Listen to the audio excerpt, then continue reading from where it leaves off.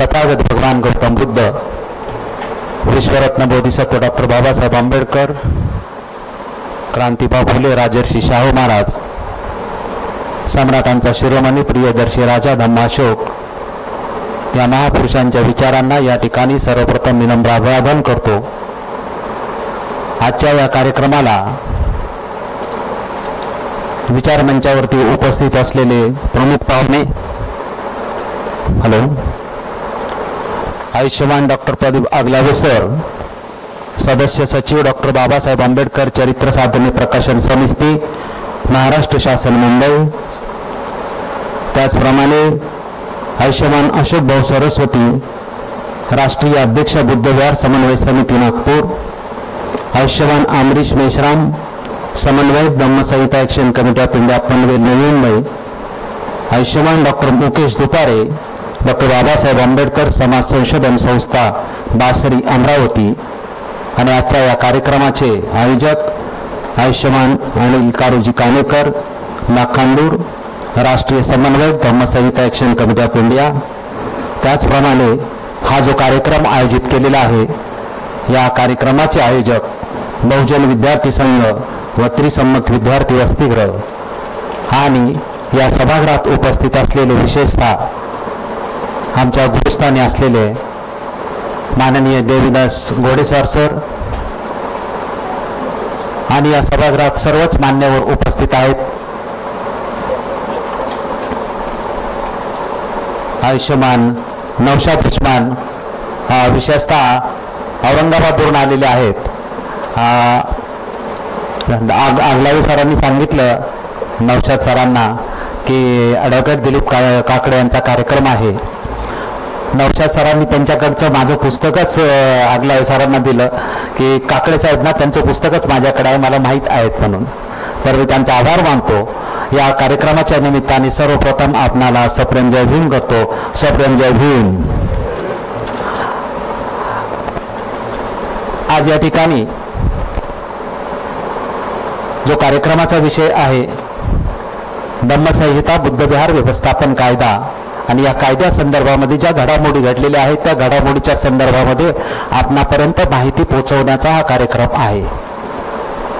या कार्यक्रमाचा आम्ही ऑक्टोबर 2021 पासून जनसमर्थन अभियान सुरू केलेलं आहे, आणि संपूर्ण महाराष्ट्रामध्ये या कार्यक्रमाची माहिती देऊन किंवा या विषयाची माहिती प्रामुख्याने बुद्ध विहारातून आम्ही देत आहोत। याला 2021 पासून प्रतिसाद आम्हाला मिळत आहे। 2022 पासून मार्च पासून या कार्यक्रमाला आम्ही गती दिलेली आहे, आणि 2022च्या मार्च पासून ज्यावेळेस महाराष्ट्र शासनाने हा विषय मान्य केला त्यावेळेस या कार्यक्रमाला अजून आम्ही जास्त गती देण्याचा प्रयत्न केलेला आहे, आणि आतापर्यंत तरी त्याचा या विषयाला आम्हाला चांगला प्रतिसाद मिळालेला आहे। हे जनसमर्थन अभियान राबवताना आम्ही जनसमर्थन अभियानाच्या माध्यमातून 4 गोष्टी करत आहोत। एक म्हणजे स्वाक्षरी अभियान या विषयाच्या संदर्भामध्ये, त्याचप्रमाणे विविध संस्थांच्या माध्यमातून लेखी जनसमर्थन पत्र, आणि तिसरं प्रत्येक बुद्ध विहाराकडून आम्ही सर्वेक्षण फॉर्म भरून घेतोय। गेल्या 1 वर्षापासून महाराष्ट्रामध्ये जी बुद्ध विहार आहेत या बुद्ध विहारांचं सर्वेक्षण आमच्या कार्यकर्त्यांच्या माध्यमातून आम्ही करीत आहोत, आणि 40 प्रश्न आम्ही काढलेले आहेत। ती 40 प्रश्नावलीचे उत्तर आम्ही ऑब्जेक्टिव्ह अशी भरून घेतो, म्हणजे प्रत्येक बुद्ध विहाराची जमीन आहे का, लाईट आहे का, पाणी आहे का, रजिस्ट्रेशन आहे का, त्याचं ऑडिट होतं का, असे जे विविध प्रश्न आहेत हे अतिक्रमित आहे का, सरकारकडे याचं स्टेटस काय आहे, अशा विविध 40 प्रश्नांची एक प्रश्नावली तयार करून त्या प्रश्नांच्या माध्यमातून आम्ही महाराष्ट्रातल्या बुद्ध विहारांचं सर्वेक्षण 1 वर्षापासून करीत आहोत, आणि त्या निमित्ताने आम्हाला महाराष्ट्रातल्या बुद्ध विहाराचं सॅम्पल स्टेटस तरी विदर्भातून कानेकर सरांनी बुद्ध विहारांचं भंडारा किंवा या भागात केलेलं आहे, पश्चिम महाराष्ट्रातून किंवा मराठवाड्यातून पूर्ण आमचं झालेलं नाही, परंतु प्रातिनिधिक स्वरूपामध्ये आम्ही हे करीत सर्वेक्षण फॉर्म भरीत आहोत। आणि जो चौथा मुद्दा आहे की हा विषय झाला पाहिजे या दृष्टिकोनातून शासनाला आपल्याला काही पत्र पाठवता येतील का, ज्यांना हा विषय मान्य होईल.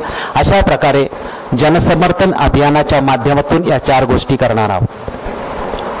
हा विषय तुमच्या समोर मांडताना मी साधारणपणे 7 ते 8 मुद्दे मांडणार आहे. त्यामधला पहिला मुद्दा असेल की आचारसंहिता म्हणजे काय, धम्मसंहिता म्हणजे काय, हा एक मुद्दा असेल. दुसरा मुद्दा असेल की बुद्धविहार ही संकल्पना आणि त्या संकल्पनेचा आजपर्यंत विकास कशा पद्धतीने होत गेलेला आहे. तिसरा जो मुद्दा असेल तो म्हणजे डॉक्टर बाबासाहेब आंबेडकर यांच्या धम्मदीक्षेपूर्वी जगातल्या बौद्ध धम्माची परिस्थिती आणि भारतातील बौद्ध धम्माची परिस्थिती, कोणत्या परिस्थितीत डॉक्टर बाबासाहेब आंबेडकरांनी धम्म स्वीकारला आणि जो स्वीकारलेला बुद्ध धम्म आहे तो नेमकं बाबासाहेब आंबेडकरांनी कोणता बुद्ध धम्म स्वीकारला आणि काय स्वीकारलं आणि काय नाकारलं, आणि जो स्वीकारलेला बुद्ध धम्म होता त्याच्या अंमलबजावणीसाठी डॉक्टर बाबासाहेब आंबेडकरांनी प्रात्यक्षिकासाठी काय प्रयत्न केले आणि त्या प्रयत्नांना यश आलं की नाही, आणि राहिलेलं जे काम होतं ते आपल्या अनुयायांच्याकडून अनुयायांच्या माध्यमातून कशा पद्धतीने पार पडणं आवश्यक होतं. हा एक मुद्दा. बाबासाहेब आंबेडकरांच्या नंतर जो मुद्दा आहे की विविध धर्माच्या प्रार्थनास्थळांचे या देशामध्ये नेमके कोणते कायदे आहेत आणि त्याचं नेमकं महत्त्व काय आहे, हा विषय तुमच्या समोर मांडण्याचा प्रयत्न करणार आहे. आणि त्यानंतर हा जो कायदा आहे, आमच्या दृष्टिकोनातून सादर केलेला जो मसुदा आहे, त्या मसुद्याचा नेमका आधार काय, त्या मसुद्याची नेमकी वैशिष्ट्य काय, त्या मसुद्यातल्या नेमके ठळक तरतुदी काय आहेत, हे संक्षिप्त स्वरूपामध्ये आपल्या समोर मांडण्याचा आम्ही प्रयत्न करणार आहे. यामधला पहिला जो मुद्दा आहे की आचारसंहितेचा मुद्दा. कोणत्याही समाजाचा समतोल विकास करण्यासाठी 6 अंगांचा विकास होणं आवश्यक असतं. सामाजिक, धार्मिक, सांस्कृतिक, शैक्षणिक, आर्थिक आणि राजकीय या 6 विषयाचा पूर्णपणे ज्या समाजाचा विकास होतो त्याला समतोल विकास असं म्हणतात. याच्यातल्या एकाही अंगाचा जर विकास झाला नाही तर ते त्या समाजाचं अंग अविकसित राहतं. म्हणजे 5 अंगाचा विकास झाला परंतु जर आर्थिक विकास झालाच नाही तर आर्थिक बाजू त्या समाजाची कमकुवत राहत असते. जर धार्मिक विकास झाला नाही तर धार्मिक बाजू कमकुवत असते. म्हणून 6 अंगाचा विकास झाला तर मात्र तो समतोल विकास झाला असं आपण समजतो. बौद्ध धम्माच्या दृष्टिकोनातून, धर्मांतरित बौद्धांच्या दृष्टिकोनातून 1956 सालाच्या नंतर जर आपण विचार केला तर बौद्ध धर्माचा किंवा धर्मांतरित बौद्ध समाजाचा जो विकास झालेला आहे तो माझ्या दृष्टिकोनातून अभ्यास केल्यानंतर असं लक्षात येतं की या समाजाने विकास केलेला आहे, फार वेगाने विकास केलेला आहे, अगदी जागतिक पातळीपर्यंत जाण्याचा विकास केलेला आहे. जो विकास या समाजाचा झालेला आहे तो माझ्या दृष्टिकोनातून जर आपण पाहिलं तर 6 पैकी 3 अंगाचा परिपूर्ण विकास झालेला आहे आणि 3 अंगाचा परिपूर्ण विकास झालेला नाही. आपला विकास आर्थिक झाला, शैक्षणिक झाला, राजकीय झाला, परंतु सामाजिक, सांस्कृतिक आणि धार्मिक विकास मात्र, सामाजिक, सांस्कृतिक आणि धार्मिक हा जो विकास आहे हा विकास मात्र परिपूर्ण झाला नाही. शैक्षणिक विकास एवढा मोठ्या प्रमाणात झाला की दृष्टी लागेल इथपर्यंत विकास झालेला आहे. आर्थिक नोकरीमुळे आर्थिक विकास झाला. राजकीय विकास समाजाचा एका पक्षाच्या माध्यमातून झाला नाही तरी या समाजातील राजकारणामध्ये लोक आहेत आणि वेगवेगळ्या पक्षात आहेत, त्यामुळे राजकीय विकास झालेला आहे. हा जो संपूर्ण शैक्षणिक, आर्थिक आणि राजकीय विकासाचा जर अभ्यास केला तर आपल्या लक्षात येईल की हा विकास अनुसूचित जात म्हणून झाला, हा विकास मागासवर्गीय म्हणून झाला, हा विकास दलित म्हणून झाला, परंतु हा विकास बौद्ध म्हणून मात्र हा विकास झालेला नाही हे आपल्या लक्षात येतं. बौद्ध म्हणून हा विकास का झाला नाही तर मग आपल्या लक्षात येतं की सामाजिक, धार्मिक आणि सांस्कृतिक जर विकास झाला असता तर मात्र आपली बौद्ध म्हणून विकास झाला असता आणि आपली अनुसूचित जातच्या ऐवजी आपली बौद्ध म्हणून ओळख झाली असती. परंतु 50 वर्षामध्ये आपण बौद्ध म्हणून ओळख आपली प्रस्थापित करू शकलेलो नाही. बौद्ध म्हणून ओळख करण्यासाठी किंवा सामाजिक, धार्मिक आणि सांस्कृतिक जर आपल्याला विकास करायचा असेल तर या विषयांचा किंवा या क्षेत्राचा विकास करायचा असेल तर त्यासाठी आचारसंहिता किंवा कोड ऑफ कंडक्ट असण्याची आवश्यकता आहे. जर कोड ऑफ कंडक्ट असेल तर मात्र पूर्ण विकास होऊ शकतो आणि आचारसंहिता नसेल तर मात्र आपला विकास होऊ शकत नाही. कारण कुठल्याही धर्माचा, कुठल्याही समाजाचा विकास होत असताना त्या धर्माचा जर विकास झाला असेल तर त्या धर्माची आचारसंहिता असते. आचारसंहिता ही एक नैसर्गिक गोष्ट आहे.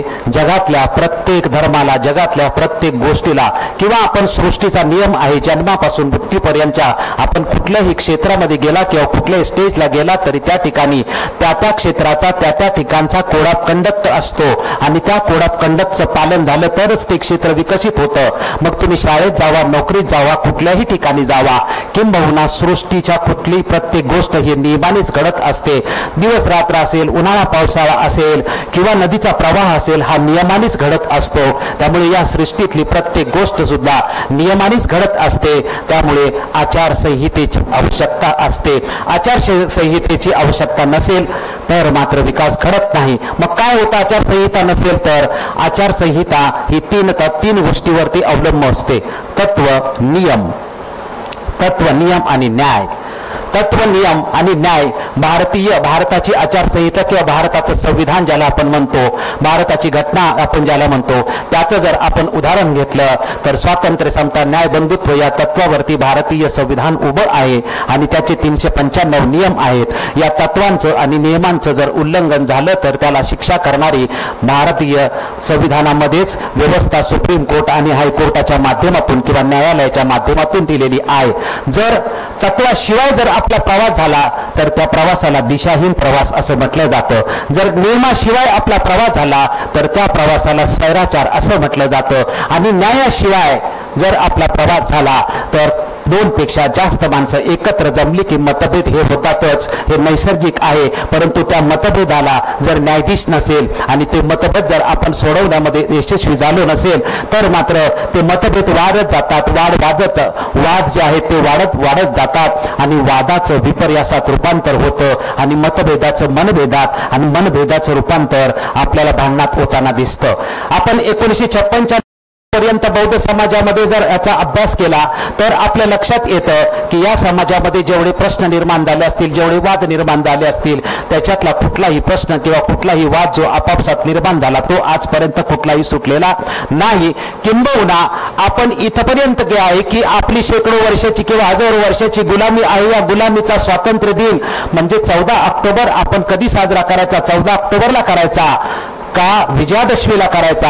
हा जो वाद झाला आहे हा सुद्धा वाद आपण आजपर्यंत मिटवू शकलेलो नाही. त्यामुळे 1956 पासून आजपर्यंत जर आपण बघितलं तर प्रवास झाला, जय भीम बोलो किधर भी चलो, दिशाहीन प्रवास आपला होतो. नियम नसल्यामुळे स्वैराचारी आहे की आपण सोयीनुसार बौद्ध होतो, सोयीनुसार आपण मार होतो आणि आपल्याला जसा जमेल तसा, जिसकी लाठी उसकी भैंस, अशा पद्धतीने आपला प्रवास झालेला आपल्याला लक्षात येतो.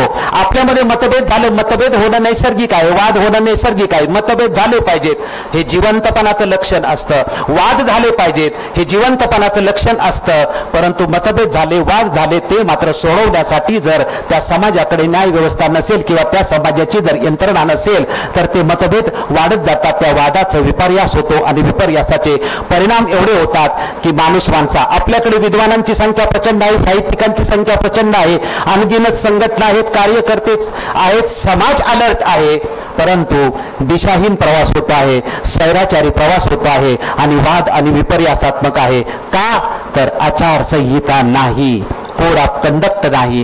कोड ऑफ कंडक्ट किंवा आचारसंहिता असेल तर मात्र तुम्हाला या विकास तुमचा होताना दिसतो. हा जो कोड ऑफ कंडक्ट असला पाहिजे तो कुणाला असला पाहिजे? आचारसंहिता हा जनरल नियम सांगितला.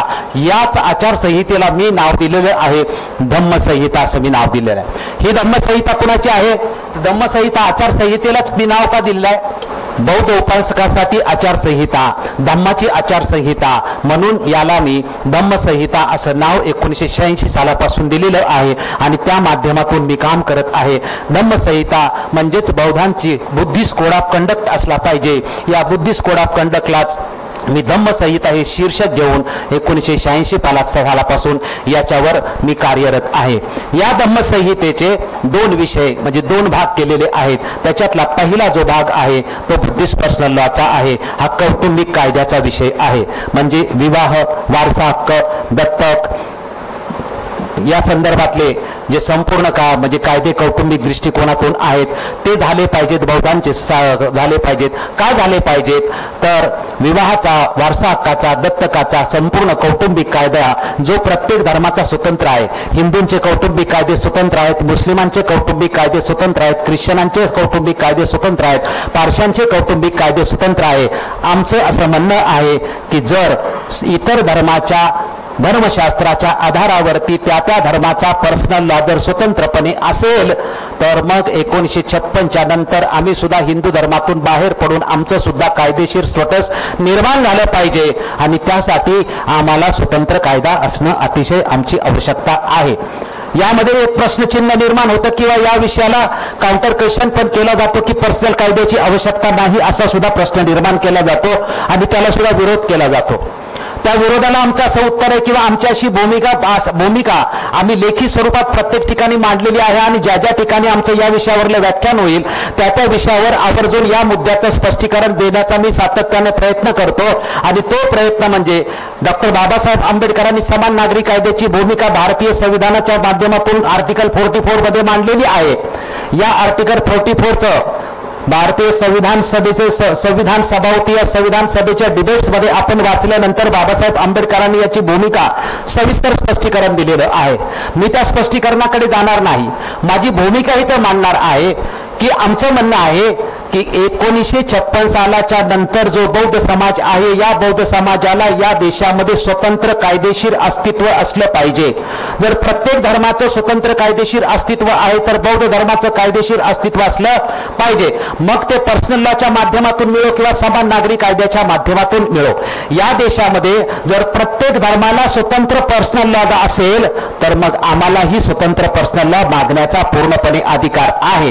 आणि जर हा देश जर सर्व धर्मासाठी एकच समान नागरी कायदा करत असेल तर त्यामध्ये सुद्धा आमची अशी भूमिका आहे की त्या समान नागरी कायद्यामध्ये बौद्ध हा हिंदूचा पोटभाग असता कामा नये। बौद्ध हा हिंदू, मुस्लिम, शीख, जैन, बौद्ध असा समान कायदेशीर त्याचं अस्तित्व निर्माण झालं पाहिजे। त्यामुळे समान नागरी कायदा तुम्ही या देशामध्ये कराल, परंतु समान नागरी कायद्यामध्ये जर बौद्धांना हिंदूचाच पोटभाग जर तुम्ही ठेवणार असाल तर ती आम्हाला भूमिका मान्य होणार नाही। म्हणून देशाने पर्सनल लॉ जर देशामध्ये राबत असेल तर आम्हाला पर्सनल लॉच्या माध्यमातून आमचं कायदेशीर अस्तित्व या देशाने मान्य करावं। आणि जर हा देश समान नागरी कायदा करत असेल तर समान नागरी कायद्यामध्ये सुद्धा इतर धर्मांचं जे लिगल स्टेटस असेल तेच आमचं सुद्धा लिगल स्टेटस असलं पाहिजे। आमचा पर्सनल लॉ साठी हट्ट नाही किंवा आमचा समान नागरी कायद्याला विरोध सुद्धा नाही। आमचं म्हणणं आहे की या देशामध्ये पर्सनल लॉ असावा किंवा या देशामध्ये समान नागरी कायदा असावा। आमची मूळ भूमिका आहे की 1956च्या 14 ऑक्टोबरला डॉक्टर बाबासाहेब आंबेडकरांनी आम्हाला हिंदू धर्मातून बाहेर काढून स्वतंत्रपणे जर आमचं अस्तित्व निर्माण केलं असेल तर या देशामध्ये बौद्धांचं कायदेशीर अस्तित्व निर्माण झालं पाहिजे। तो आज जोपर्यंत होणार नाही तोपर्यंत काय आहे की जोपर्यंत आमचा कौटुंबिक कायदे होणार नाही तोपर्यंत 1956 सालापासून ते 2022 पर्यंत आमचं लिगल स्टेटस आहे। आम्ही धर्माने बौद्ध जरी असलो तरी कायद्याने आम्ही हिंदूच आहे। त्यामुळे बुद्धिस्ट पर्सनल लॉच्या संदर्भात किंवा पर्सनल लॉच्या संदर्भात आमच्यावरती टीका करतात की पर्सनल लॉ बद्दल यांची भूमिका आहे। आमचा ना पर्सनल लॉ बद्दलचा हट्ट आहे ना आमचा समान नागरी कायद्याला विरोध आहे। संविधान सभेमध्ये बाबासाहेब आंबेडकरांनी याच्यावरती अगदी व्यवस्थित स्पष्टीकरण दिलेलं आहे। त्या स्पष्टीकरणामधला फक्त छोटासा एकच मुद्दा सांगतो की बाबासाहेब आंबेडकरांनी भारतीय संविधानामध्ये आर्टिकल 44चं स्पष्टीकरण देताना सांगितलेलं आहे या देशामध्ये समान नागरी कायदा होण्याची आवश्यकता आहे, परंतु समान नागरी कायदा होण्यापूर्वी या देशाने आणि या देशातल्या सगळ्या धर्माने आपला माणसाच्या जीवनामध्ये धर्माचा हस्तक्षेप कुठपर्यंत असला पाहिजे त्या पहिल्या मर्यादा तुम्ही ठरवा.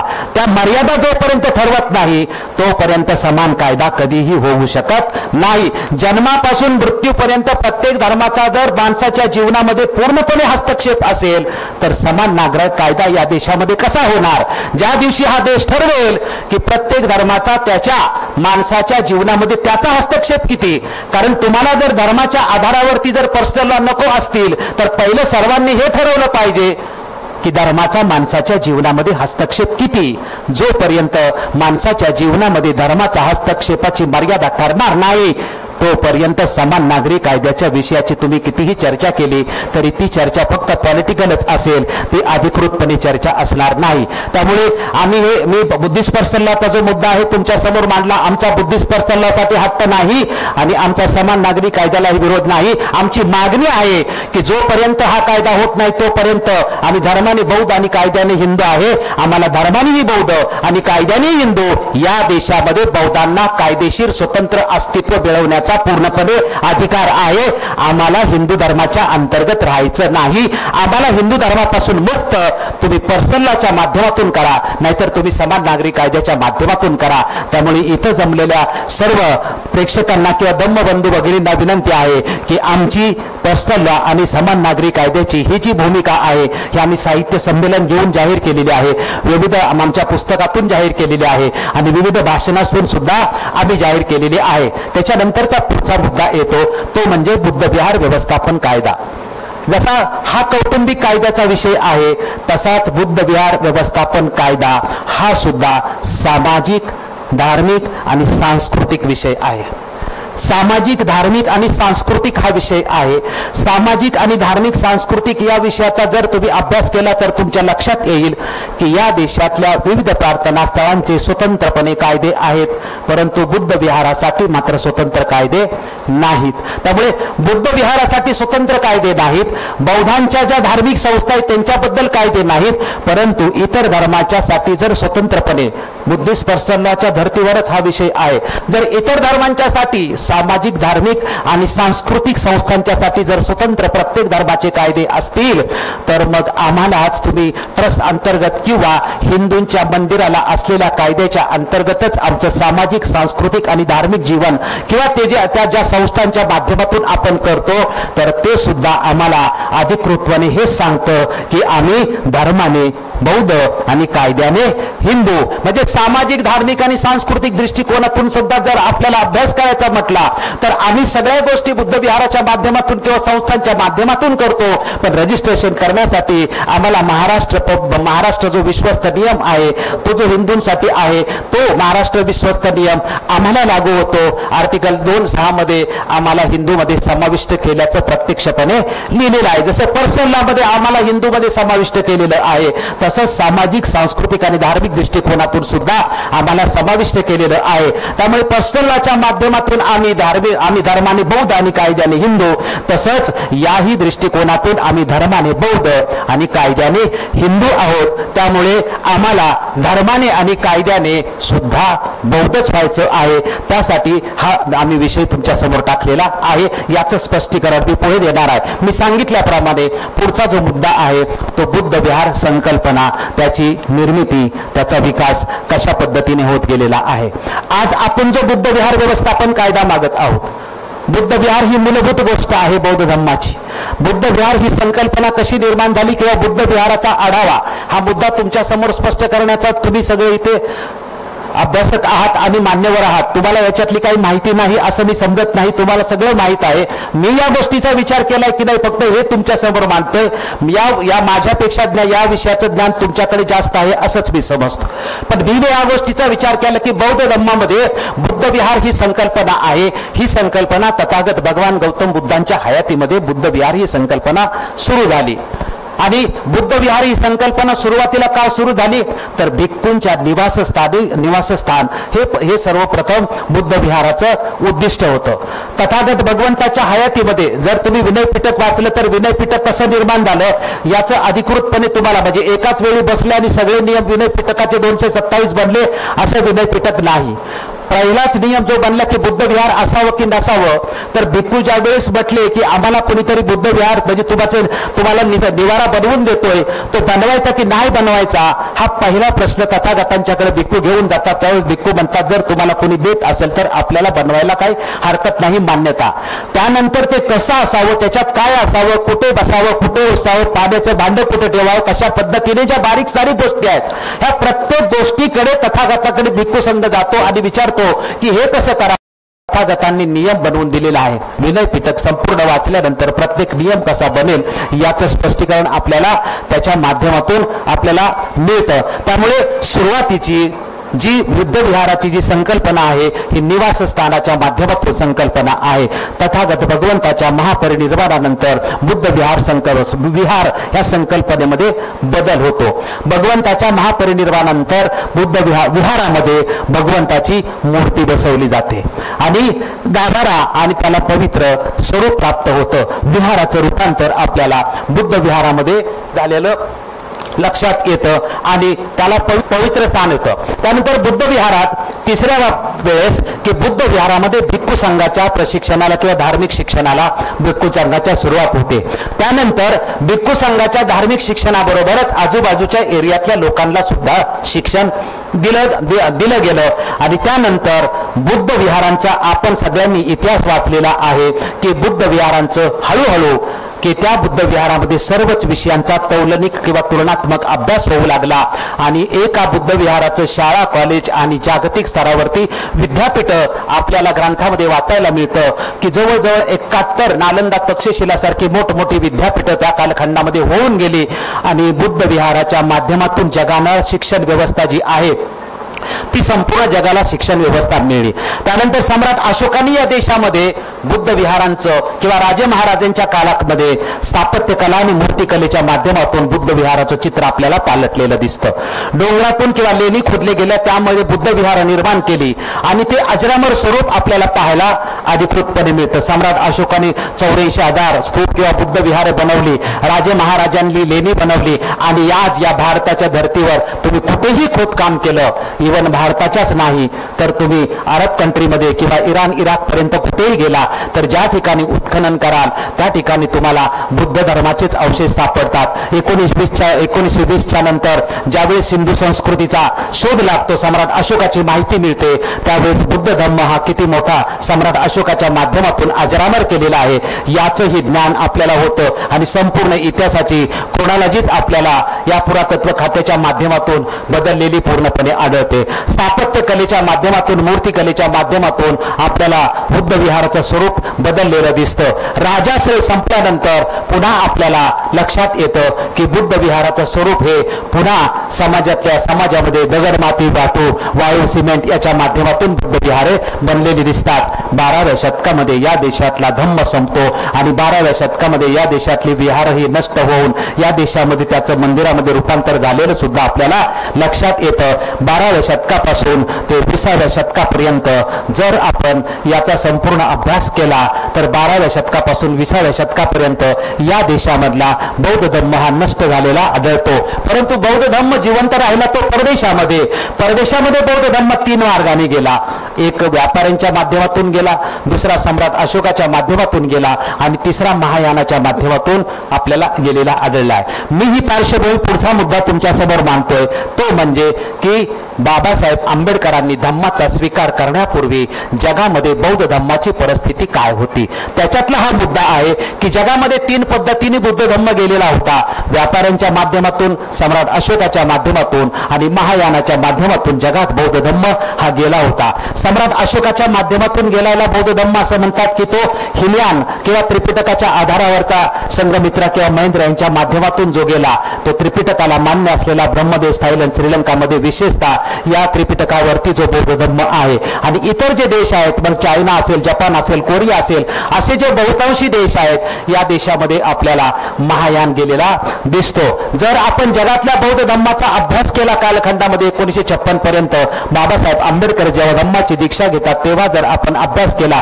तर जगामध्ये आपल्याला जो धम्म प्रस्थापित जगामध्ये झालेला आहे त्या धम्माचं स्वरूप नेमकं कसं आहे हे आपल्या लक्षात येतं. त्यावेळेस आपल्याला लक्षात येतं की जपानमध्ये 14 संप्रदाय निर्माण झालेले आहेत, चायनामध्ये 16 संप्रदाय निर्माण झालेले आहेत, तिबेटमध्ये 9 संप्रदाय निर्माण झालेले आहेत आणि अनेक देशामध्ये त्याला दैवी स्वरूप अंधश्रद्धेचं स्वरूप सुद्धा महायानाच्या माध्यमातून मोठ्या प्रमाणामध्ये दैवी स्वरूप सुद्धा प्राप्त झालेलं आपल्याला आढळतं. त्यामुळे संपूर्ण जगाचा जर अभ्यास केला तर आपल्या लक्षात येतं की जगातला जो बुद्ध धम्म आहे त्या बुद्ध धम्माच्या पार्श्वभूमीवर डॉक्टर बाबासाहेब आंबेडकर 14 ऑक्टोबर 1956 बौद्ध धम्माचा स्वीकार करतात. बौद्ध धम्माचा भारतामध्ये स्वीकार करत असताना 14 ऑक्टोबर 1956च्या कालखंडामध्ये भारतामध्ये बौद्ध धम्माची व्यवस्था काय होती किंवा परिस्थिती काय होती आपण बघितलं. लेह लडाखमध्ये किंवा अरुणाचल प्रदेशमध्ये इकडच्या कालखंडामध्ये किंवा नागपूरमध्ये सुद्धा काही लोक बौद्ध होते. वामनराव गोडबोले, रेवाराम कवाडे यांनी धम्माच्या अगोदर दीक्षा या लोकांनी सुद्धा घेतली होती. त्यामुळे या ठिकाणी जो परंपरागत लेह लडाखमध्ये किंवा अरुणाचल प्रदेशमध्ये जो धम्म होता, बाबासाहेब आंबेडकरांनी भारतात जो धम्माची पार्श्वभूमी होती, जगातली जी धम्माची पार्श्वभूमी होती त्या पार्श्वभूमीवरती डॉक्टर बाबासाहेब आंबेडकरांनी 14 ऑक्टोबर 1956 साली नागपूरमध्ये धम्माची दीक्षा घेतली. ही दीक्षा घेतल्यानंतर डॉक्टर बाबासाहेब आंबेडकरांनी कोणता धम्म स्वीकारलेला आहे? 14 ऑक्टोबर 1956 डॉक्टर बाबासाहेब आंबेडकरांनी कोणता बौद्ध धम्म स्वीकारलेला आहे? त्यावेळेस डॉक्टर बाबासाहेब आंबेडकरांना हा प्रश्नच त्या दिवशी पत्रकारांनी विचारला होता की जगामध्ये हिनयान, महायान, वज्रयान किंवा विविध पंथ आहेत, विविध संप्रदाय आहेत किंवा विविध यानं आहेत, तुम्ही जगामध्ये असलेला कुठला संप्रदाय स्वीकारलेला आहे किंवा कुठलं यान स्वीकारलेलं आहे? त्यावेळेस डॉक्टर बाबासाहेब आंबेडकरांनी स्पष्टपणे उत्तर दिलेलं आहे की जगामध्ये हिनयान असेल, महायान असेल, वज्रयान असेल किंवा तंत्रयान असेल किंवा हे जे यानाचा प्रकार असेल किंवा संप्रदाय असतील, मला या भानगडीत पडायचं नाही आणि मला माझ्या समाजाला सुद्धा या भानगडीत पडू द्यायचं नाही. त्यामुळे मी जगामध्ये उपलब्ध असलेल्या कुठल्याही संप्रदायातला बुद्ध धम्म स्वीकारलेला नाही. मी 2500 वर्षापूर्वीचा मूळ शुद्ध बुद्ध स्वीकारलेला आहे. त्यामुळे बाबासाहेब आंबेडकरांनी त्या कालखंडामध्ये जगात असलेला आणि भारतात असलेला बौद्ध धम्म स्वीकारलेला नाही.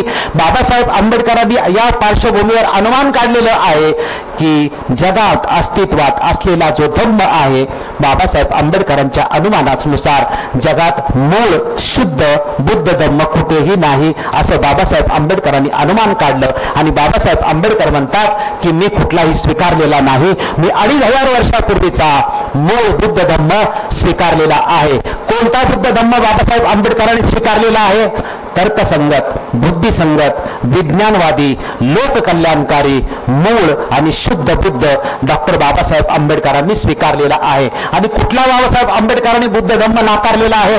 परंपरागत, दैवी, अंधश्रद्धा, हिनयान, महायान संप्रदायामध्ये विभागलेला जो बुद्ध आहे, पारंपरिक जो बुद्ध आहे, तो डॉक्टर बाबासाहेब आंबेडकरांनी अधिकृतपणे नाकारलेला आहे. त्यामुळे बाबासाहेब आंबेडकरांनी जो बुद्ध धम्म स्वीकारला त्या बुद्ध धम्माची जर आपण पार्श्वभूमी पूर्णपणे पाहिली तर बाबासाहेब आंबेडकरांनी जो स्वीकारलेला बुद्ध धम्म आहे, या स्वीकारलेल्या बुद्ध धम्माची प्रस्थापना डॉक्टर बाबासाहेब आंबेडकरांनी भारतामध्ये बौद्ध धम्म पुन्हा नव्याने प्रस्थापित करण्यासाठी किंवा पुनरुज्जीवित करण्यासाठी बाबासाहेब आंबेडकरांनी बौद्ध धम्म भारतामध्ये पुनरुज्जीवित करण्यासाठी योजना आखली होती. आणि ती जी योजना आहे ती जगातल्या 27 बौद्ध राष्ट्रांसमोर 2 वेळा जाहीर केली होती.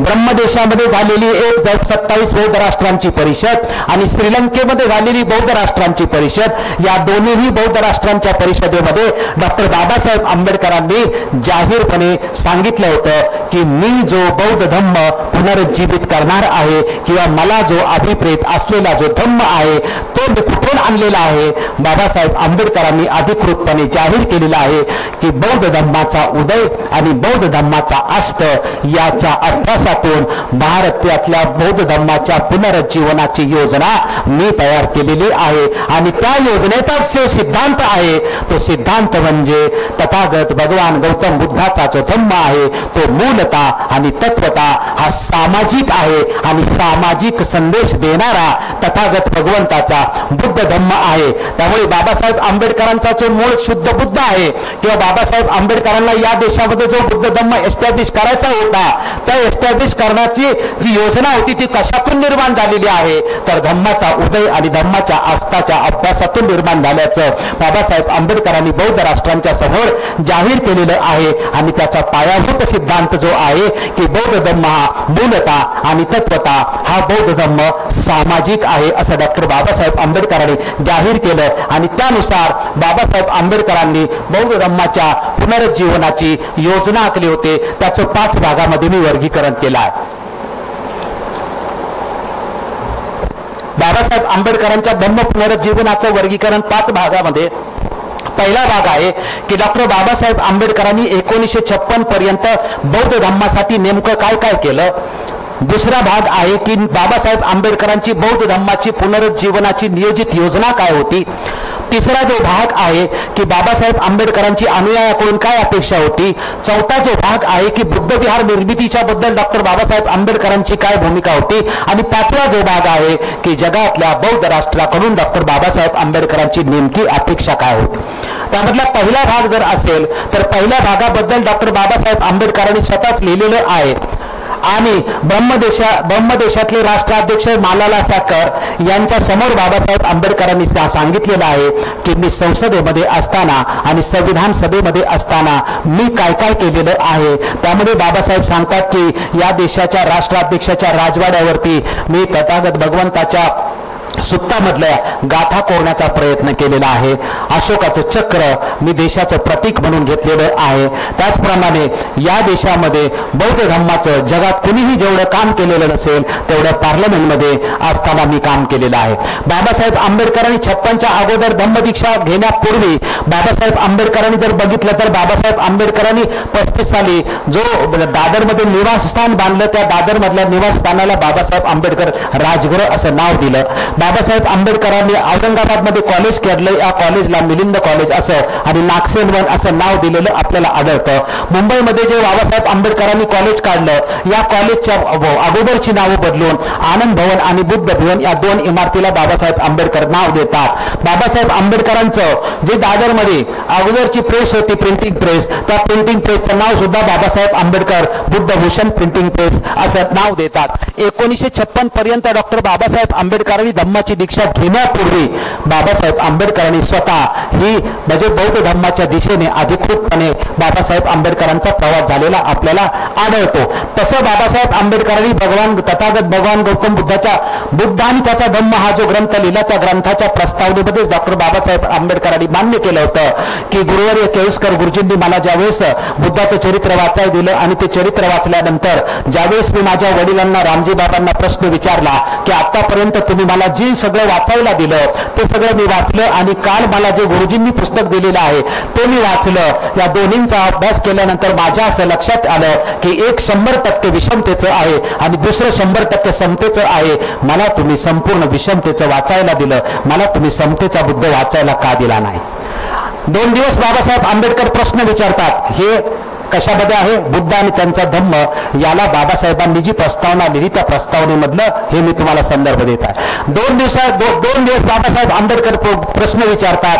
बाबासाहेब म्हणतात की माझ्या वडिलांच्याकडे उत्तर नव्हतं पण वडिलांनी उत्तर दिलं की तुला जे कर्णाचं व्यक्तिमत्व आहे त्या कर्णाच्या व्यक्तिमत्वासारखं तू असावं असं मला वाटत होतं. पण बाबासाहेब म्हणतात की माझ्या वडिलांच्याकडे उत्तर नव्हतं पण तेव्हा मला कळलं आणि तेव्हापासून माझा जो कल आहे तो बौद्ध धम्माकडे वळलेला आहे. बाबासाहेब आंबेडकर अधिकृतपणे 15 मार्च 1900 जी बाबासाहेब आंबेडकरांनी या ग्रंथाची पार्श्वभूमी प्रस्तावना जी लिहिली त्याच्यावर सहीने त्याच्यामध्ये हा बाबासाहेब आंबेडकरांचा उल्लेख केलेला आपल्याला अधिकृतपणे आढळतो. त्यामुळे बाबासाहेब आंबेडकरांनी जो धम्माचं जे कार्य केलेलं आहे. आता दुसरं याच्यामधला धम्म पुनरुज्जीवन योजनेचा जो दुसरा भाग आहे की बाबासाहेब आंबेडकरांची नियोजित योजना या देशामध्ये बुद्ध धम्म पुनरुज्जीवित करण्याची काय होती. त्यामधला दुसरा जो भाग आहे फक्त बुद्ध विहार निर्माण करणं हा बाबासाहेब आंबेडकरांच्या नियोजनाचा भाग नाही, तर बुद्ध विहाराच्या बाजूला शाळा असली पाहिजे, कॉलेज असलं पाहिजे, हॉस्टेल असलं पाहिजे, अनाथालय असलं पाहिजे,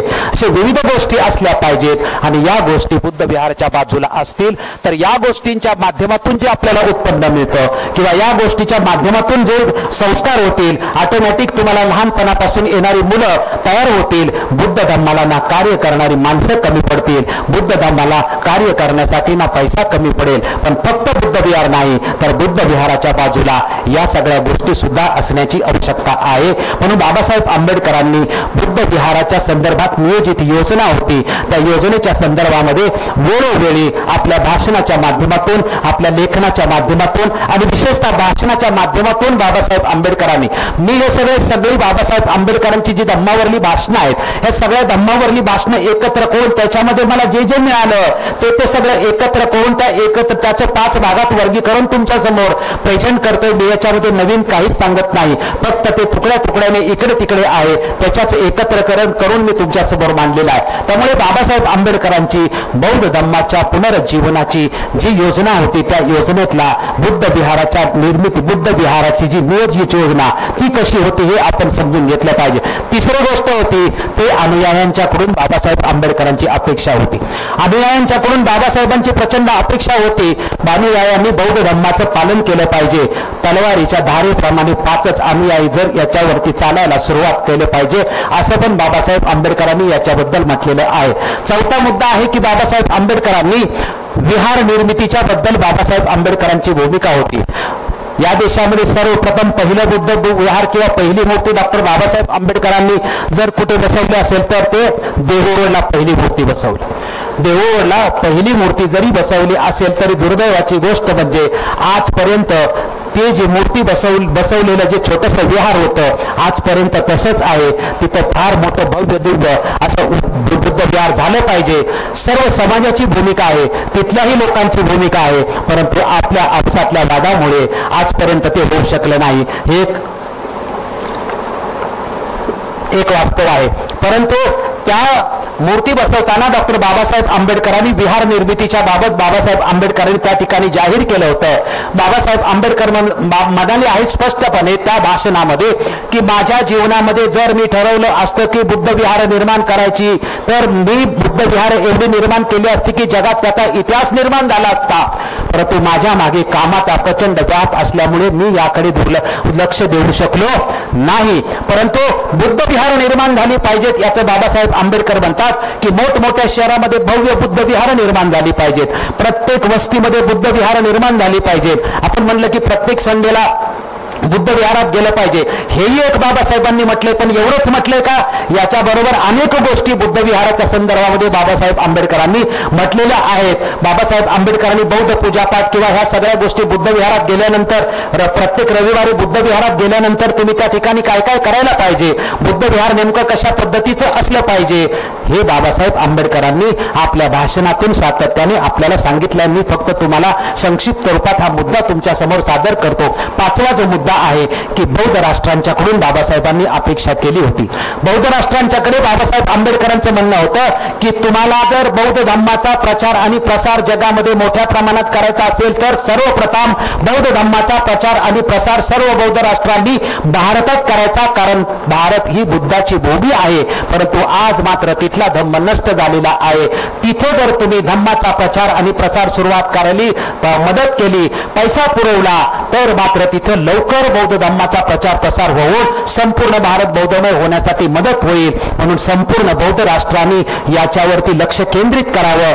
बौद्ध राष्ट्रातल्या भिक्खू संघांनी पैसा गोळा करावा आणि तो भारतामध्ये, कारण आज ज्या भारतामध्ये बौद्ध धम्माचा ज्यांनी स्वीकार केलेला आहे तो समाज आज गरीब आहे. त्याची आर्थिक परिस्थिती एवढी नाही की तो मोठमोठ्या बुद्ध विहार उभारू शकतो. किंबहुना बौद्ध राष्ट्राकडून ही अपेक्षा केली होती. जाहीरपणे बाबासाहेब आंबेडकर म्हणतात की बौद्ध धम्मामध्ये सण काय, उत्सव काय, परंपरा नेमक्या जन्मापासून मृत्यूपर्यंतचे संस्कार विधी काय आहेत याची सुद्धा संपूर्ण ओळख करून देण्याची जी जबाबदारी आहे ती जगातल्या बुद्धिस्ट राष्ट्रावरती आहे आणि याची आम्हाला तुम्ही मदत करायला पाहिजे. बाबासाहेब आंबेडकरांनी बौद्ध राष्ट्रांना मदत केली. परंतु अधिकृतपणे बाबासाहेब आंबेडकर म्हणतात की बाबासाहेब आंबेडकरांना अपेक्षित असलेली मदत बौद्ध राष्ट्रांनी केलेली नाही. म्हणून बाबासाहेब आंबेडकर यांनी जाहीर केलं होतं की बौद्ध राष्ट्रांनी मला मदत केली नाही तरी सुद्धा भारतामध्ये धम्माच्या पुनरुज्जीवनाचं माझं मी कार्य थांबवणार नाही. मला जेवढ्या पद्धतीने ते करता येईल तेवढं मी करेन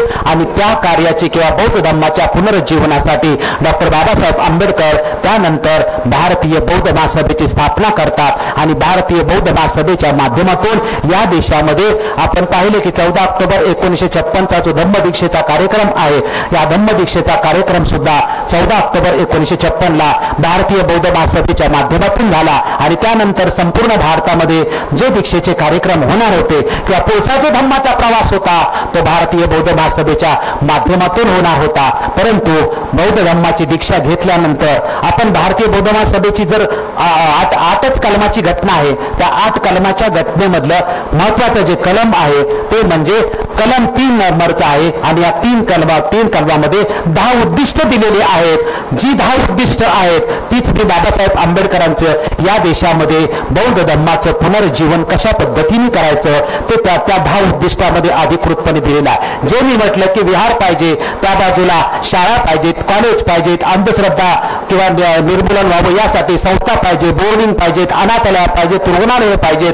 बाबासाहेब आंबेडकरांच्या उद्दिष्टामधून बाबासाहेब आंबेडकरांची पुनरुज्जीवना ही प्रतिबिंबित अधिकृतपणे होते. परंतु अवघ्या दीक्षेनंतर अवघ्या 53 दिवसात डॉक्टर बाबासाहेब आंबेडकरांचं महापरिनिर्वाण झालं आणि महापरिनिर्वाण झाल्यामुळे बाबासाहेब आंबेडकरांची जी नियोजित धम्म पुनरुज्जीवनाची योजना होती जी इतर राष्ट्रांच्याकडून अपेक्षा केली होती परंतु ती पूर्ण न झाल्यामुळे स्वतः त्या प्रारंभ केला होता. परंतु बाबासाहेब आंबेडकर मात्र ती योजना पूर्ण धम्माची करू शकले नाही. जर बाबासाहेब आंबेडकरांना पुढचे आयुष्य मिळालं असतं तर मात्र ती नक्कीच झाली असती. परंतु बाबासाहेब आंबेडकरांच्या नंतर बाबासाहेब आंबेडकरांची जी धम्म पुनरुज्जीवन योजना आहे ही नव्याने जर तिची अंमलबजावणी आपल्याला करायची असेल तर मात्र पुन्हा नव्याने आपल्याला नियमावली बनवावी लागेल आणि त्या नियमावलीच्या आधारे आपल्याला या देशामध्ये धम्माचं पुनरुज्जीवन किंवा धम्माचा विकास आंबेडकर अभिप्रेत धम्म कसा प्रस्थापित करता येईल या दृष्टिकोनातून विचार करावा लागेल आणि त्यासाठी नियमावली आणि त्या नियमावलीचं कायद्यात रूपांतर आपल्याला करून घेणं आवश्यक आहे. तो जो कायदा किंवा त्या नियमावलीचं आपण सांगितलं की तत्व नियम आणि न्याय या आधारावरती आपल्याला बौद्धांची आचारसंहिता बनवण्याची आवश्यकता आहे आणि त्या आचारसंहितेचं कायद्यात रूपांतर करून घेणं आवश्यक आहे. तर बौद्धांची आचारसंहिता बनवून त्याचं कायद्यात रूपांतर आपण केलं नाही तर मी अगोदरच सांगितलेलं आहे की तत्व नाही म्हणून तत्वाशिवाय जर प्रवास असेल तो दिशाहीन होईल. नियमाशिवाय प्रसार असेल तर तो प्रवास असेल तो स्वैराचारी होईल आणि न्यायाशिवाय प्रवास असेल तर तो वाद आणि विपर्यासात्मक होऊ शकतो. बाबासाहेब आंबेडकरांच्या जी नियमावली बनवली पाहिजे किंवा घटना बनवून त्याचं कायद्यात रूपांतर केलं पाहिजे याची 3 उदाहरणं मी तुमच्या समोर ठेवणार आहे.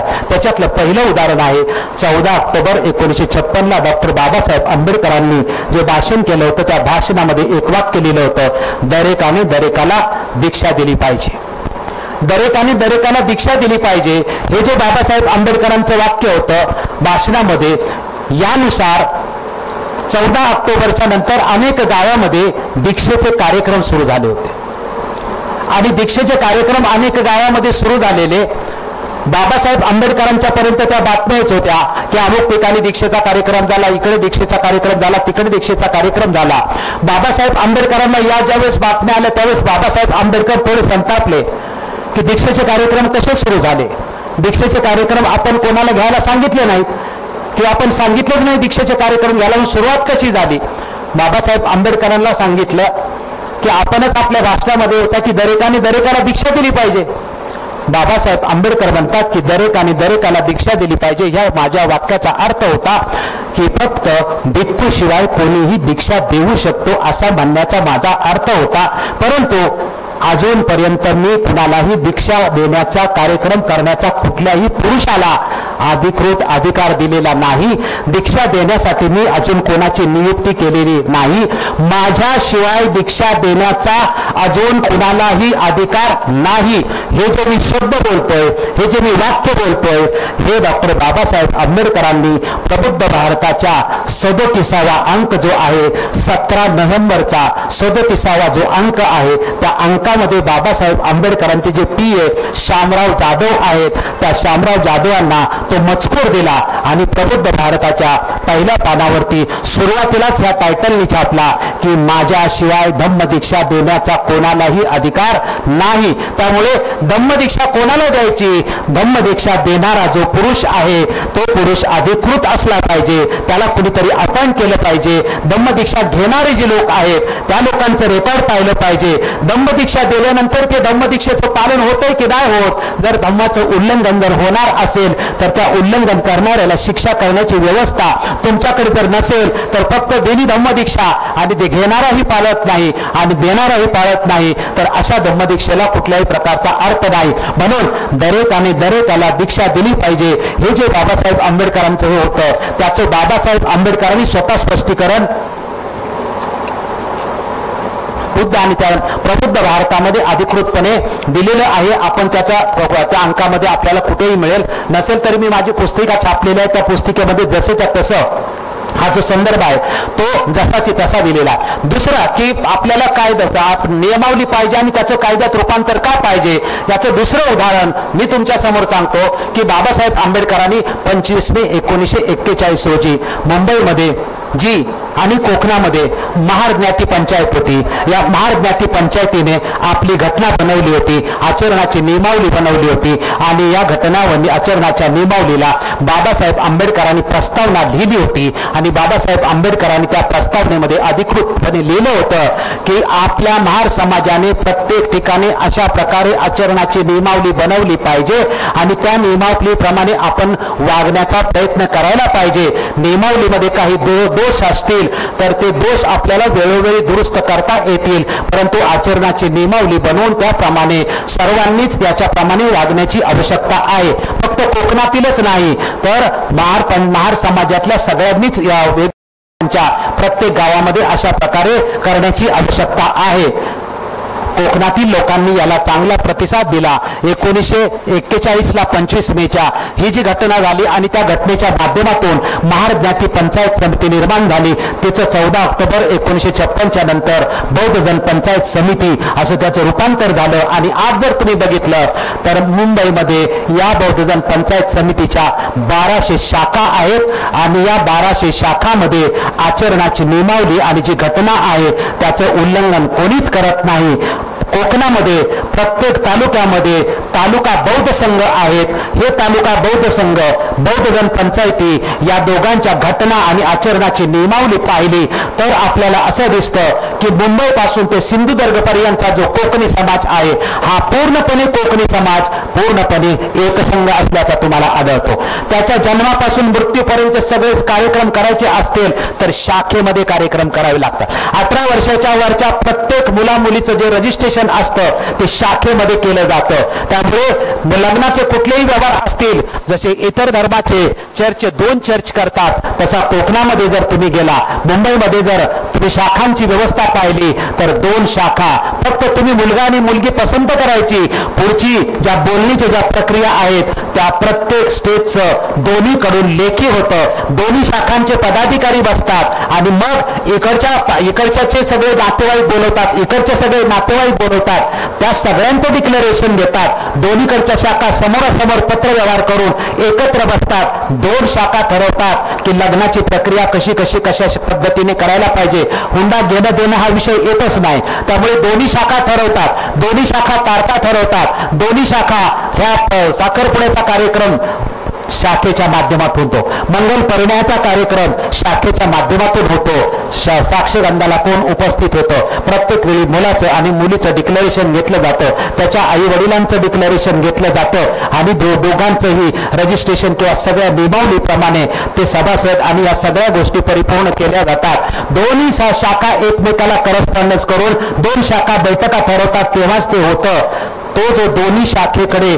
जो फॉर्म असतो तो फॉर्म त्या कुटुंबाला मिळेपर्यंत लग्नाची कुठलीही प्रक्रिया पुढे सुरू होत नाही. हीच प्रक्रिया कायद्याच्या माध्यमातून तुम्हाला गुरुद्वारामध्ये असलेली आढळते. हीच प्रक्रिया कायद्याच्या माध्यमातून दोन चर्चेच्या माध्यमातून आढळते. त्यामुळे मी जे तुमच्या समोर बुद्ध विहार व्यवस्थापन कायदा झाला पाहिजे जी प्रक्रिया म्हणतो ते नवीन नाही. इतर धर्मांच्या बदले सोडा, आपल्या कोकणामध्ये ही जी प्रचलित व्यवस्था आहे तिला फक्त कायद्याचं नाव देणं एवढंच आहे. माझा बुद्ध विहार व्यवस्थापन कायदा म्हटला तरी माझा विषय जो आहे तो बुद्धिस्ट कोड ऑफ कंडक्टचा आहे आणि त्याला इम्प्लिमेंट, त्याची अंमलबजावणी ही कुठून होणार आहे? त्याची अंमलबजावणी ही बुद्ध विहाराच्या माध्यमातूनच होणार आहे. बुद्ध विहाराशिवाय दुसरीकडून कुठेही बौद्धांच्या आचारसंहितेची अंमलबजावणी होऊ शकत नाही. तुम्ही नियम कितीही चांगले बनवा, ते कुठल्याही संस्थेच्या माध्यमातून त्याची अंमलबजावणी होऊ शकत नाही. बौद्धांच्या विकासाचं, बौद्धांच्या सर्वांगीण उत्थानाचं, बौद्धांच्या धम्मक्रांतीचं एकमेव ठिकाण असेल तर ते फक्त आणि फक्त बुद्ध विहार हेच आहे. बुद्ध विहाराशिवाय दुसऱ्या कुठल्याही ठिकाणावर कोणी कितीही मोठं प्रचंड प्रमाणामध्ये काम केलं तरी ते बौद्ध समाजाचं काम एक सर्वव्यापी काम असं होऊ शकत नाही. त्यामुळे तुम्हाला मी बाबासाहेब आंबेडकरांचं स्वतः उदाहरण दिलं, त्यानंतर बौद्धजन पंचायत आली, तालुका बौद्ध संघाचं उदाहरण दिलं. तिसरं एक महत्वाचं उदाहरण आहे, आपल्या सर्वांना ते माहीत आहे, ते म्हणजे बाबासाहेब आंबेडकरांनी सांगितलं की तुम्ही जसोची तशी शीख धर्माच्या कार्यपद्धतीची अंमलबजावणी पूर्ण जशीच्या तशी करायला पाहिजे. ख्रिश्चन धर्माची, बाबासाहेब आंबेडकरांनी ख्रिश्चन धर्माची जी कार्यपद्धती आहे या कार्यपद्धतीची संपूर्ण स्वीकारार्हता आपण केली पाहिजे. का केली पाहिजे? बाबासाहेब आंबेडकर म्हणतात की आज जी ख्रिश्चन धर्माची कार्यपद्धती, तत्वज्ञान म्हणत नाही मी, जी कार्यपद्धती आहे आणि जे स्ट्रक्चर आहे ते मूळ बुद्ध धम्माचं आहे. त्यामुळे मूळ बुद्ध धम्माची कार्यपद्धती ख्रिश्चन धर्माने स्वीकारलेली आहे. त्यामुळे आजच्या घडीला आपण संपूर्ण ख्रिश्चन धर्माची जी कार्यपद्धती आहे ती कार्यपद्धती आपण स्वीकारली पाहिजे. ख्रिश्चन मिशनरी ज्याप्रमाणे आहेत त्याप्रमाणे बौद्ध धर्माचे सुद्धा प्रचारक असले पाहिजे.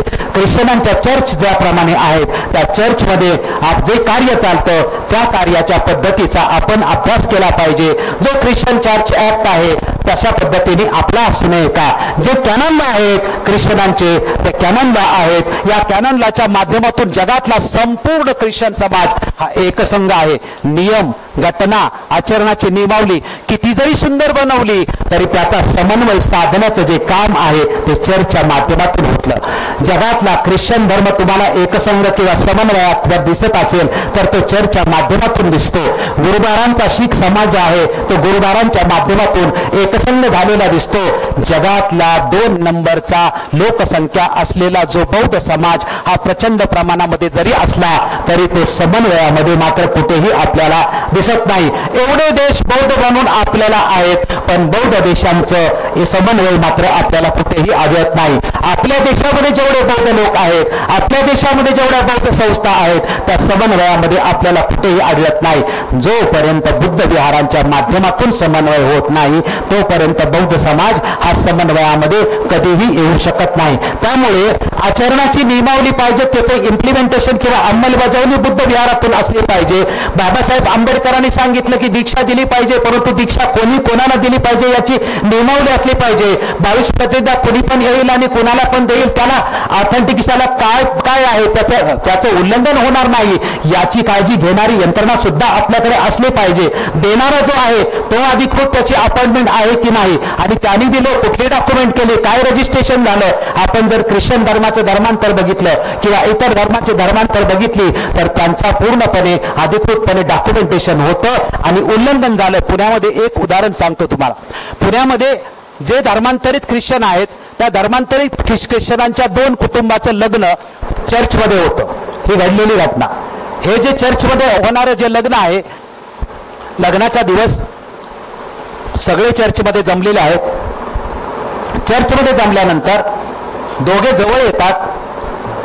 लग्न लावणारा जो पाद्री आहे, जो धर्मगुरू आहे, दोघां नवरा नवरीचे हात ज्यावेळेस ते समोरासमोर बघतात दोघांचे हात पिवळे होते.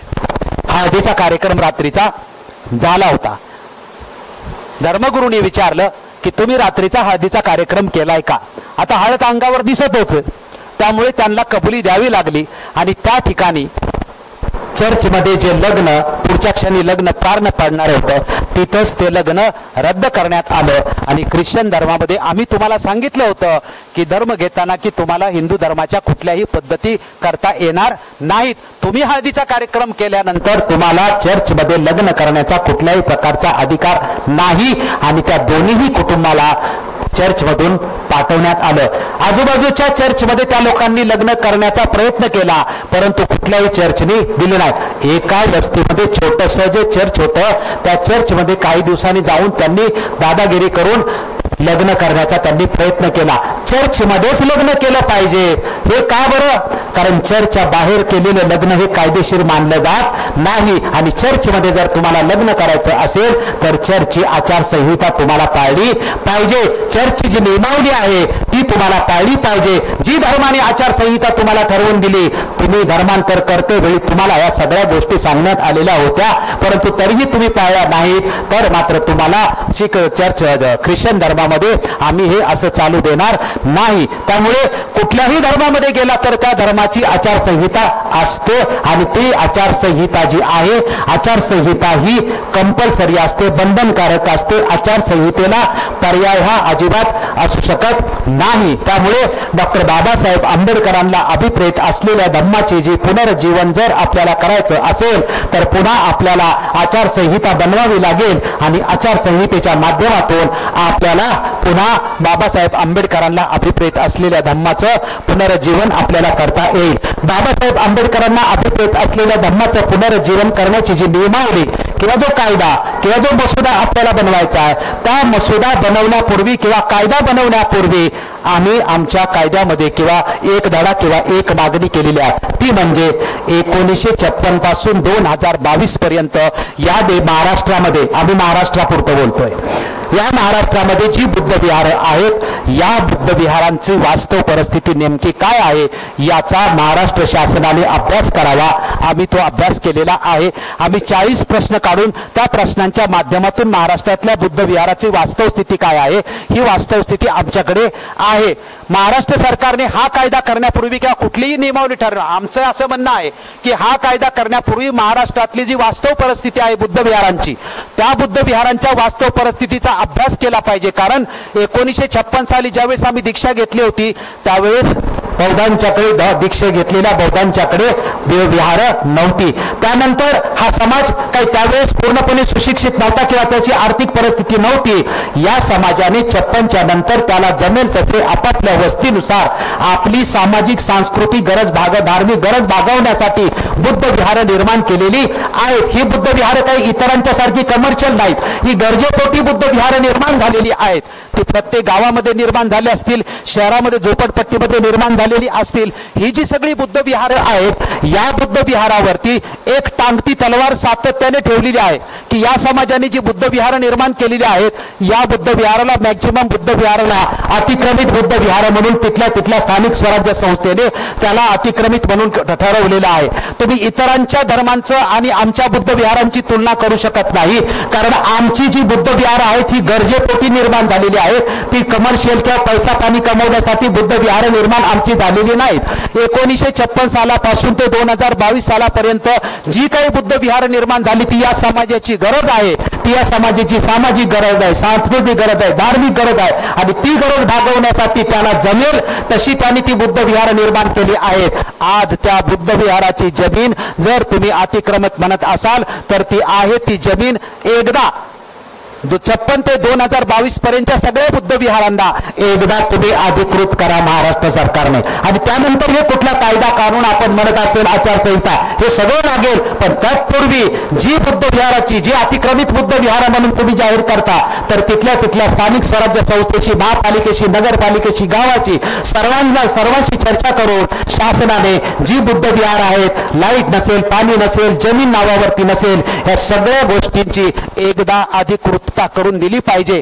ती जमीन द्यायची नसेल तर त्या ठिकाणी इतर ठिकाणी वाजवी दरामध्ये किंवा फुकट तुम्ही ती बुद्ध विहारांच्या जमिनी आम्हाला दिल्या पाहिजेत आणि प्रत्येक बौद्ध वस्तीला एक बुद्ध विहार असलं पाहिजे आणि त्या बुद्ध विहाराला शासनाने इतर धर्मांच्या प्रार्थना स्थळासाठी ज्या सगळ्या सोयी सवलती दिलेल्या आहेत त्या सगळ्या सोयी सवलती बुद्ध विहाराला सुद्धा दिल्या पाहिजेत. ग्रामीण भागामध्ये बुद्ध विहाराचं रूपांतर जे समाज मंदिरात करण्यात आलेलं आहे त्या समाज मंदिराला सुद्धा पुन्हा बुद्ध विहार म्हणूनच अधिकृत महाराष्ट्र सरकारने केलं पाहिजे. आमचं असं म्हणणं आहे की महाराष्ट्रात जवळजवळ फक्त साधारणपणे आकडेवारीवरून गावांच्या आकडेवारीवरून जर आपण म्हटलं तर 43,000 गावच आहेत.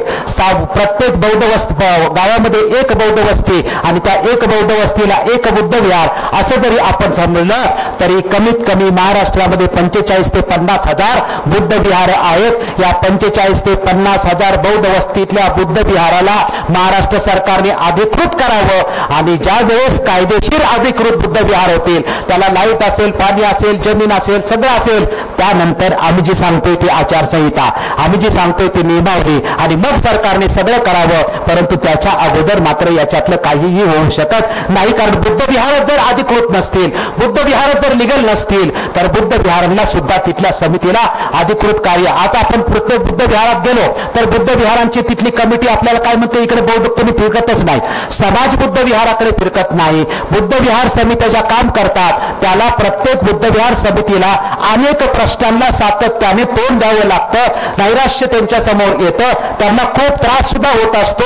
परंतु याच्याकडे आपण जास्ती दुर्लक्ष केलेलं आहे. निग्लेक्टेड विषय सुद्धा अनेक ठिकाणी केला जातो. त्यामुळे बुद्ध विहाराला शासनाच्या माध्यमातून पूर्णपणे अधिकृतता मिळावी हा आमचा विषय आहे आणि त्यानंतर बुद्ध विहार व्यवस्थापनाचा कायदा अधिकृतपणे चालू राहू शकतो. पुढचा जो मुद्दा आहे की जर आम्ही बुद्ध विहार कायदा केला तर या बुद्ध विहार कायद्याचा नेमका आधार आमचा काय असेल किंवा आम्ही जो सादर केलेला जो ड्राफ्ट असेल हा आम्ही सादर केलेला ड्राफ्ट हा आमचाच योग्य आहे असं अजिबात आमचं म्हणणं असू शकत नाही. आम्ही जरी सरकारला काही निवेदनात्मक दिलेलं असेल तरी आमच्याच ड्राफ्टवरून कुठलीही गोष्ट फायनल होणार नाही. आम्ही शासनाला बुद्ध विहार व्यवस्थापन कायदा व्हावा म्हणून जे निवेदन दिलेलं आहे त्या निवेदनातल्या प्रत्येक मुद्द्याचं स्पष्टीकरणासाठी आम्ही पुस्तिका सुद्धा अधिकृतपणे छापली आहे आणि ती संपूर्ण महाराष्ट्रात वाटलेली आहे. त्यामुळे आम्ही महाराष्ट्र सरकारला काय लिहून दिलेलं आहे ते आम्ही पुस्तकाच्या रूपाने सुद्धा अधिकृतपणे प्रकाशित केलेलं आहे. जो आम्ही मसुदा दिलेला आहे तो मसुदा पण आम्ही द्यायला अजिबात तयार नव्हतो. परंतु अल्पसंख्याक मंत्रालयाकडे ज्यावेळेस आम्ही हा विषय ठेवला 6 महिने याच्यावरती चर्चा झाल्या आणि विषय मान्य केला की ठीक आहे वक्फ बोर्डासारखं हे झालं पाहिजे, ते झालं पाहिजे, सगळं झालं पाहिजे, परंतु आम्ही तुमचा बुद्ध विहार कायदा करायला तयार आहोत अशा चर्चा झाल्या आणि आमची मागणी होती की बुद्ध विहार कायदा करण्यासाठी ड्राफ्टिंग कमिटीची स्थापना करण्यात यावी आणि त्या ड्राफ्टिंग कमिटीमध्ये महाराष्ट्रामधल्या ज्या प्रमुख धार्मिक संस्था आहेत आणि जे प्रमुख धार्मिक जे विद्वान असतील, साहित्यिक असतील आणि महाराष्ट्रामधील विविध संघटनांमधली जी प्रमुख मंडळी राज्यस्तरावरती आहेत या लोकांची एक ड्राफ्टिंग कमिटी बनवावी आणि बुद्ध विहार व्यवस्थापन कायदा करावा. अधिकृतपणे डॉक्युमेंट आमच्याकडे आहे आणि आम्ही ते पब्लिश सुद्धा केलेलं आहे. आमची ही मागणी होती, मागणी मान्य झाली, परंतु ते म्हटले समिती आम्ही अगोदर स्थापन करणार नाही, तुम्ही आम्हाला पहिला ड्राफ्ट द्या, तुम्ही आम्हाला काहीतरी ड्राफ्ट द्या. 2 बैठका झाल्यानंतर आम्ही ड्राफ्ट द्यायला तयार ना, आमची मागणीच कमिटी नेमण्याची आहे. त्यामुळे ड्राफ्ट देण्याचा प्रश्नच येत नाही. तुम्ही ड्राफ्ट दिला तर आम्ही पुढची प्रक्रिया करू, नाहीतर प्रक्रिया करणार नाही अशी मंत्र्यांनी बैठकीमध्ये ठरावच पास केला आणि जर दिला तर मग आम्ही पुढची प्रक्रिया करू. मग आम्हाला नाही इलाज असतो, आम्हाला जशा पद्धतीने वाटेल तशा पद्धतीने आम्ही बुद्ध विहार व्यवस्थापन कायद्याचा छोटासा ड्राफ्ट आम्ही सादर केला आणि तो ड्राफ्ट सादर केला आणि मग आम्ही पुन्हा मागणी केलेली आहे की महाराष्ट्र सरकारने अधिकृतपणे महाराष्ट्रातल्या विविध ज्या धार्मिक संघटना आणि प्रमुख संघटना आम्ही त्याच्यात नावं पण घेतलेली आहेत, ज्या प्रमुख संघटना आहेत त्याची नावं पण घेतलेली आहेत आणि ते आमच्याकडे अधिकृतपणे आहे. आता घेतले तर एकाचं राहिलं तर दुसरा म्हणेल याचं दिलं होतं का, तिसरा म्हणेल याचं दिलं होतं का, तर ते सुद्धा आम्ही तुम्हाला अधिकृतपणे प्रकाशित सुद्धा केलेलं आहे. आम्ही जो ड्राफ्ट सादर केला त्यानंतर पुढील आमची मागणी आहे की महाराष्ट्र शासनाने आम्हाला मागणी केली होती की ड्राफ्ट सादर करावा। आता आम्ही ड्राफ्ट सादर केल्यानंतर महाराष्ट्र सरकारने जो ठराव केला की आम्ही ड्राफ्टिंग कमिटी अपॉइंट करू, आता ड्राफ्टिंग कमिटी तुम्ही अपॉइंट करावी। त्यामुळे महाराष्ट्रातल्या सर्व ज्या विविध संघटना कार्यरत आहेत, बौद्ध समाजातल्या सर्व घटकांना विश्वासात घेऊन त्यांचे प्रतिनिधी, त्यांचे ड्राफ्टिंग कमिटी स्थापन करावी आणि महाराष्ट्र शासनाने कायदा करावा, ही आमची आजही मागणी आहे आणि तीच मागणी यशस्वी करण्यासाठी आम्ही संघर्ष करणार आहे। त्यामुळे आमचंच काय आहे असं मात्र अजिबात नाही। त्यामुळे आम्ही जो सादर केलेला जो ड्राफ्ट आहे त्या ड्राफ्टचा पायाभूत आधार आहे बुद्ध आणि त्यांचा धम्म हा ग्रंथ, जो आमच्या ड्राफ्टचा अधिकृतपणे पायाभूत हा ग्रंथ आहे। याचबरोबर आम्ही भारतीय संविधानाचा आधार घेतला असेल, IPCचा आधार घेतला असेल, सिव्हिल प्रोसिजर कोडचा आधार घेतलेला आहे, कौटुंबिक कायद्याचा आधार घेतलेला आहे, पर्सनल लॉचा आधार घेतलेला आहे आणि प्रत्येक धर्माचे जे कायदे आहेत या प्रत्येक धर्माच्या कायद्याचा सुद्धा आम्ही आधार घेतलेला आहे। आता आम्ही महाराष्ट्र सरकारकडे मागणी करत असताना एक जो मुद्दा आहे तुमच्यासाठी जो राहून गेला तो म्हणजे की प्रत्येक धर्माचे जे कायदे आहेत त्या कायद्यांचा मुद्दा आम्ही समोर केला। ते प्रत्येक धर्माचे जसे आपण पर्सनल लॉ मागत असताना इतर धर्माचे कोणकोणते कायदे आहेत, तर इतर धर्माचे जे कायदे आहेत त्याची लिस्ट आम्ही सरकारला त्या कालखंडामध्ये सादर केली होती। तशाच पद्धतीने आताही आम्ही महाराष्ट्रामध्ये किंवा भारतामध्ये प्रत्येक धर्माच्या प्रार्थना स्थळाचे नेमके कुठले कुठले कायदे आहेत ते कायदे सुद्धा आम्ही दिले आणि हे सगळ्यांना असतील तर आम्हालाही पाहिजे त्याचं संक्षिप्त स्वरूपामध्ये एक 10 मिनिटांमध्ये संपवून टाकतो। संक्षिप्त स्वरूपामध्ये जर हिंदू धर्माची आपण ट्रस्ट संकल्पना ब्रिटिशांच्या माध्यमातून 1882 साली ट्रस्ट ही संकल्पना सुरू झाली।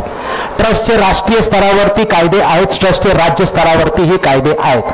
ट्रस्टच्या माध्यमातून जर तुम्ही अभ्यास केला तर ट्रस्टचे हिंदू ट्रस्ट म्हणून अधिकृतपणे की हिंदू ट्रस्ट कायदा महाराष्ट्र किंवा प्रत्येक राज्याचे सुद्धा स्वतंत्र कायदे आहेत। प्रत्येक राज्याचे ट्रस्टचे कायदे, जसे महाराष्ट्र राज्यासाठी ट्रस्ट कायदा असतो ज्याला बॉम्बे ट्रस्ट ऍक्ट हा पहिला होता, गुजरात आणि महाराष्ट्र वेगळा झाल्यानंतर त्याला महाराष्ट्र पब्लिक ट्रस्ट ऍक्ट असं म्हटलेलं आहे।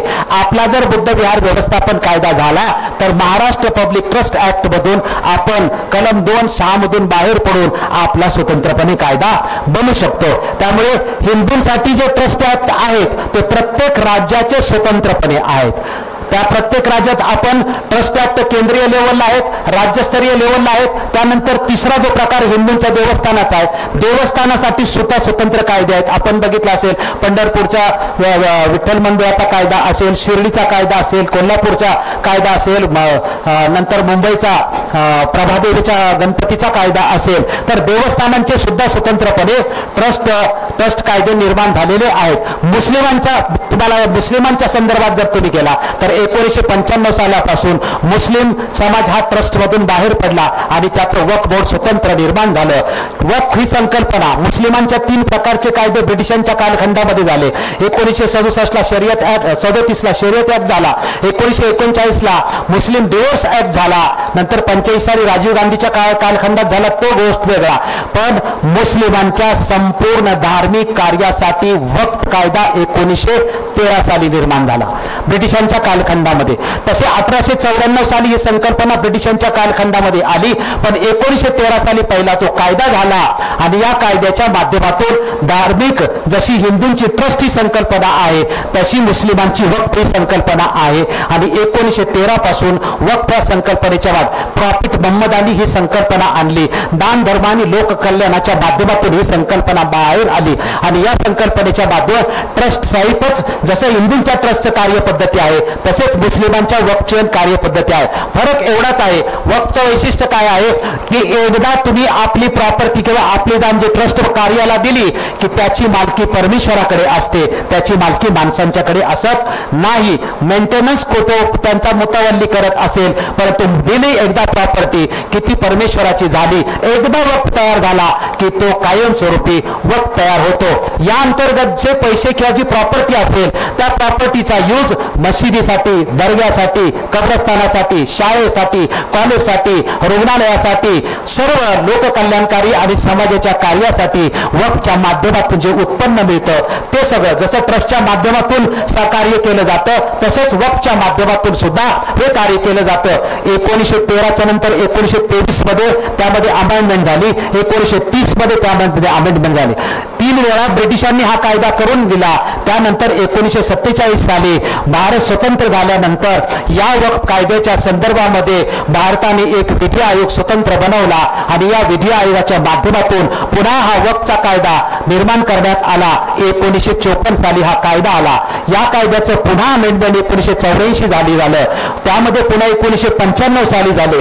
95 साली जो वक्फचा कायदा झाला या कायद्याच्या माध्यमातून सेंट्रल गव्हर्नमेंटचा जो मायनॉरिटी मिनिस्टर असतो ते सेंट्रल परिषद असते त्याचा अध्यक्ष असतो आणि राज्य स्तरावरती जे वक्फ बोर्ड असतं त्याचा राज्यांचा जो अल्पसंख्याक मंत्री असतो तो असतो आणि मुस्लिम धर्मामधले त्या धर्मातले जे विविध घटक आहेत, साहित्यिक असतील, विद्वान असतील, धार्मिक कार्य करणारे असतील, त्या ट्रस्टचे आणि त्या परिषदेचे अधिकृतपणे सेंट्रल परिषदेवर, सेंट्रल काउन्सिलवरती केंद्र सरकार अपॉइंट करतं आणि राज्य वक्फ बोर्डावरती राज्य सरकार अधिकृतपणे अपॉइंट करतं। सातत्याने 1995 सालापासून 2003, 2013, 2016, 2019 सातत्याने बदल घडत असतात। सांगण्याचं उद्दिष्ट एक आहे, ज्याप्रमाणे हिंदूंच्या ट्रस्ट ऍक्ट हे केंद्रीय राज्य स्तरावरती आहेत तशाच प्रकारे मुस्लिमांचे सुद्धा केंद्रीय स्तरावरती वक्फ कायदे आहेत आणि राज्य स्तरावरती सुद्धा वक्फ कायदे आहेत।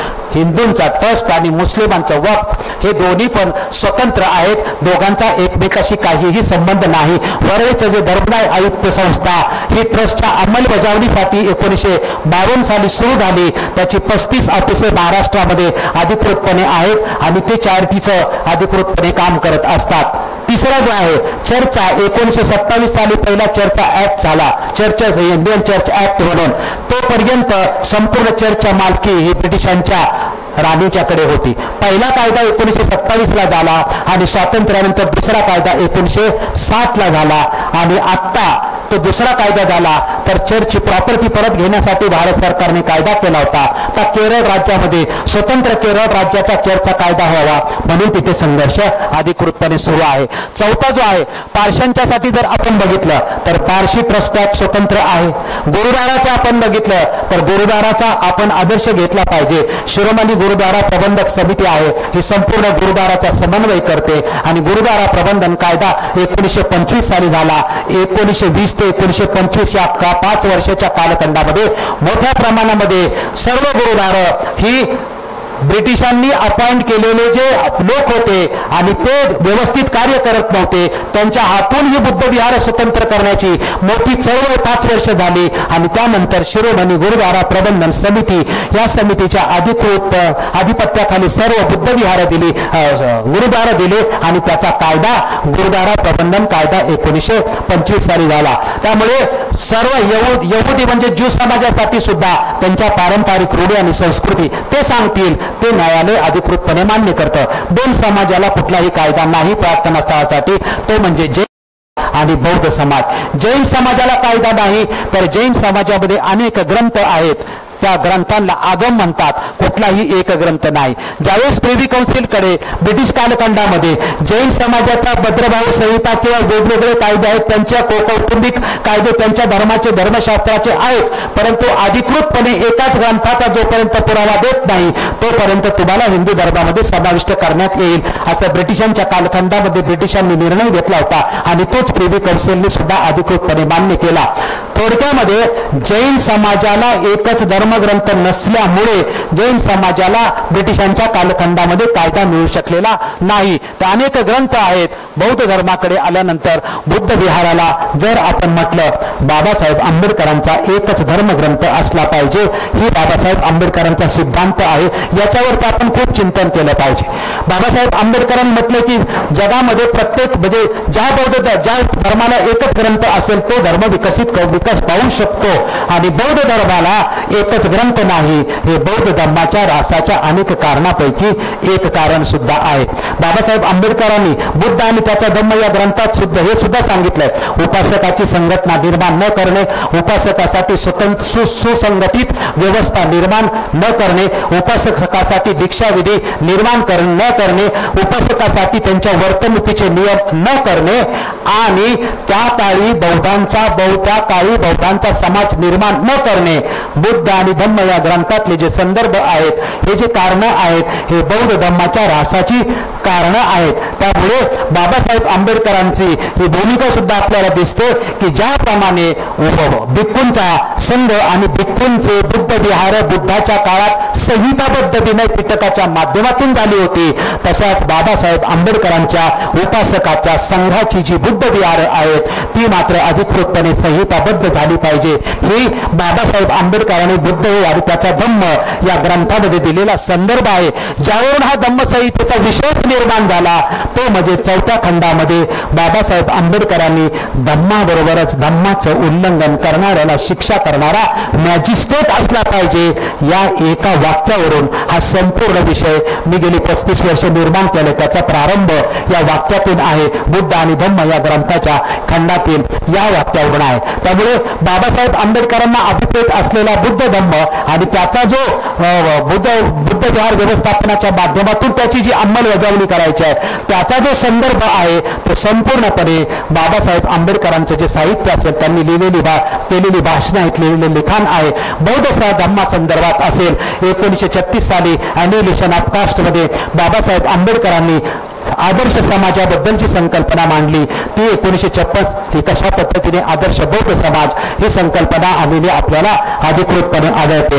बाबासाहेब आंबेडकरांना अभिप्रेत असलेल्या बौद्ध धर्माच्या दृष्टिकोनातून जो कायदा असावा त्या कायद्यामध्ये आम्ही त्याचं स्ट्रक्चर गावापासून ते गावचं बुद्ध विहार असेल, तालुक्याचं बुद्ध विहार असेल, नगरपालिका, महानगरपालिका, जिल्हा आणि राज्य अशा स्तरावरती त्याच्या संघटना निर्माण होतील.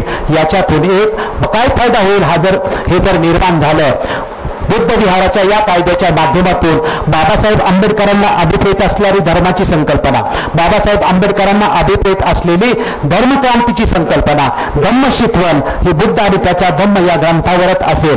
धम्म शिकवण यंत्रणा कशा पद्धतीने निर्माण करता येईल हे आम्ही आमच्या याच्यामध्ये सांगितलेलं आहे. समाज ही संकल्पना नेमकी काय असेल, धम्म शिकवण यंत्रणा नेमकी काय असेल, बुद्ध विहारातर्फे नेमक्या कुठल्या सेवा देण्यात येतील, बुद्ध विहाराची जी आई गोष्ट आहेत म्हणजे बुद्ध विहाराची प्रॉपर्टी असेल, मिळणाऱ्या देणग्या असतील, याचं शासन प्रशासन कशा पद्धतीने करायचं, या सगळ्या गोष्टी त्यामध्ये अधिकृतपणे असतील. जर हा कायदा झाला तर या कायद्याचे फायदे काय होतील, त्याचे अनेक फायदे आहेत. त्याच्यातला पहिला फायदा आहे की आम्ही धर्मानेही बौद्ध आणि आम्ही कायद्याने सुद्धा अधिकृतपणे बौद्ध होत. अनेक फायदे आहेत. एक फायदा त्यातला अतिशय महत्वाचा आहे की आम्हाला ज्यावेळेस भारतीय बौद्ध महासभेचा मुंबई हायकोर्टाने निकाल दिला होता त्यावेळेस वर्तमानपत्रामध्ये आणि विशेषतः लोकसत्तेमध्ये आलं होतं की बौद्धांच्या संस्थेमध्ये बौद्ध तराला प्रवेश करता येईल आणि पदाधिकारी सुद्धा बनता येईल. जर हा कायदा आपला झाला तर आपल्याला अधिकृतपणे या कायद्याच्या माध्यमातून आपण आपल्या ड्राफ्टमध्येच अधिकृतपणे जाहीर केलेलं आहे की बौद्धोत्तराचा कुठल्याही प्रकारे बौद्धांच्या संस्थेमध्ये प्रवेश होणार नाही, त्याला सभासद होणार नाही, त्याला पदाधिकारी पण होता अजिबात येणार नाही. सर्व बुद्ध विहार ज्यावेळेस एका समन्वयात येतील त्यावेळेस बौद्धांची मातृसंस्था निर्माण होईल आणि बौद्धांचं एकमुखी नेतृत्व आपल्याला झालेलं दिसेल. त्यामुळे जो बाबासाहेब आंबेडकरांना अभिप्रेत असलेला बुद्ध धम्म आहे त्या बुद्ध धम्माची नीचे आचारसंहिता आपण बनवलेली आहे. तो बुद्ध धम्म बुद्ध आणि त्याचा धम्म या ग्रंथात बाबासाहेब आंबेडकरांनी दिलेला आहे. त्याची आचारसंहिता कशी असावी आणि ती आचारसंहिता बुद्ध विहाराच्या माध्यमातून अंमलबजावणी झाली पाहिजे. त्यामुळे आमचा विषय जो आहे तो फक्त बुद्ध विहार व्यवस्थापनाचा किंवा बुद्ध विहार एकत्र करण्याचा नाही, मूळ विषय धम्मसंहितेचा आहे, मूळ विषय बुद्धिस्ट कोड ऑफ कंडक्टचा आहे. कारण जोपर्यंत कोड ऑफ कंडक्ट नसेल, जोपर्यंत आचारसंहिता नसेल तोपर्यंत आपलं दिशाहीन, स्वैराचारी आणि वाद व विपर्यासात्मक जीवन हा जो प्रवास आहे तो अशाच पद्धतीने चालू राहील. म्हणून आपण या बुद्ध विहार व्यवस्थापन कायदा जे आमचं अभियान सुरू आहे याला हा विषय आपला पटला असेल तर याला आपण स्वाक्षरीच्या माध्यमातून समर्थन करावं आणि या विषयाचं सविस्तर चर्चा आपण वेळोवेळी सातत्याने भविष्यात करीत राहावं. भाषणाच्या माध्यमातून सर्वच काही सांगता येत नाही. भाषणाच्या वेळेस वातावरण टाइमिंग या सगळ्याच गोष्टीचा असतो. तरी पण मी खूप वेळ घेतलेलाच आहे. आपण सर्वांनी शांत चित्ताने माझं भाषण ऐकून घेतल्याबद्दल मी आपल्या सर्वांचं आभार व्यक्त करतो. या ठिकाणी डॉक्टर प्रदीप अगलावे, या ठिकाणी अशोक सरस्वती, या ठिकाणी देवीदास घोडेस्वार, या ठिकाणी नौशाद ही प्रमुख मंडळी, म्हणजे मी त्यांच्यापेक्षा वयानेही कमी आहे आणि मी त्यांची भाषणं ऐकायला पाहिजे, परंतु त्यांना निमंत्रण केल्यानंतर ते या कार्यक्रमाला हजर राहिले. आम्ही त्यांचे हे एक प्रकारचे उपकार कधीही विसरणार नाही, सहकार्य कधीही विसरणार. त्यांना पुन्हा एकदा धन्यवाद देतो. आणि हा कार्यक्रम आयोजित केला त्रिसंगत बुद्ध विहार या विद्यार्थी संघाने आणि कानेकरांनी, त्याबद्दल कानेकरांचे या ठिकाणी आभार मानतो आणि आपल्या सर्वांना धन्यवाद देतो. इथेच थांबतो. धन्यवाद. जय भीम, जय बुद्ध, जय भारत.